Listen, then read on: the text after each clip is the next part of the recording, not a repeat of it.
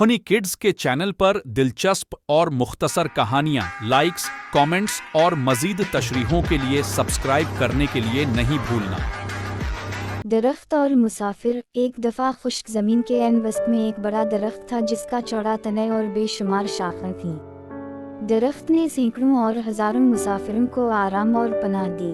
4 कस्बों और बहुत से देहातों के करीब वाक़ होने की वजह से ये दरख्त मुसाफिरों के लिए एक मिसाली मुलाकात का मकाम था।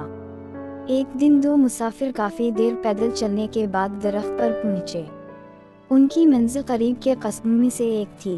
ये एक गर्म और धूप वाला दिन था और मुसाफिर दरख्त के नीचे आराम करके बहुत खुश थे। थक हार कर दरख्त के नीचे जा गिरे। ठंडी छांव और नरम हवा से लुत्फानंदोज होते हुए वो कुछ देर सो गए। थोड़ी देर बाद एक मुसाफिर को भूख लग गई। उनके साथ खाना नहीं था। भूखे मुसाफिर ने दरख्त की तरफ देखा कि कोई फल है या नहीं।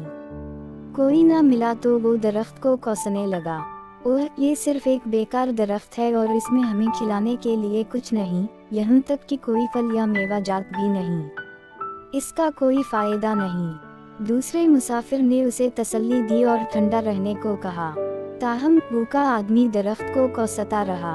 वो दरख्त जो मुसाफिर की लन तन को बर्दाश्त नहीं कर सकता था, उदास लेकिन मजबूत आवाज में बोला, तुम मेरी इतनी नाशुक्री नहीं कर सकते। जरा अपनी हालत के बारे में सोचो। जब तुम सख्त धूप में यहाँ पहुँचे, तुम्हें आराम करने के लिए ठंडी हवा के झोंके की पेशकश की थी। अगर मैं यहाँ न होता तो तुम अब मर चुके होते। मैंने तुम्हारी जान बचाई थी, लेकिन तुम मुझे जलील कर रहे हो।